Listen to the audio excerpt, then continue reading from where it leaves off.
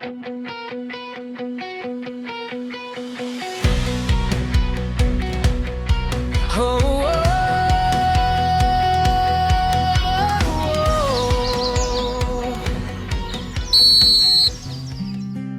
Mana aja tengok mereka main bola. Kalaulah aku dapat bermain sekali, mesti seronok kan?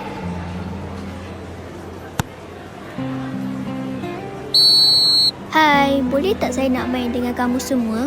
Mana boleh. Sepak ni kan untuk lelaki. Apalah kau ni? Tapi, bagilah saya cuba. Saya pun pandai lah. Pandai? Pandai masak boleh lah.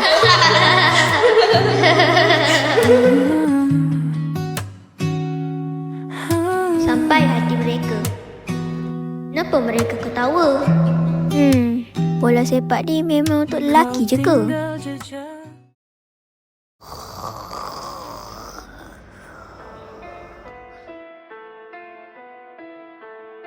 Hah? Saya di mana ni? Kau tak perlu tahu di mana kau. Kau nak main bola sepak? Tapi mereka kata saya tidak boleh main bola. Kalau kamu percaya pada diri sendiri, kamu boleh buktikan mereka salah. Aduh, Zara terus berusaha tanpa berputus asa. aku cuba jatuh bangun bukan alasan menyerah. Bola di kaki terus bergerak. saya mesti boleh. Saya akan buktikan. Aku semakin dekat.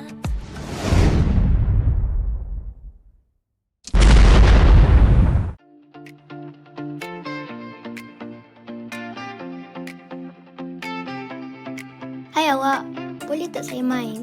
Kali ni je. Baiklah. Tapi kalau kau gagal, tak ada lagi peluang. Okey, saya akan buktikan. Mereka ketawa setiap kali ku cuba. Namun ku tahu arah yang ku tuju. Aku takkan Hebat. Terima kasih, terima kasih. Mimpi rupanya. Tapi aku akan jadikan mimpi ni kenyataan. setiap ejekan jadi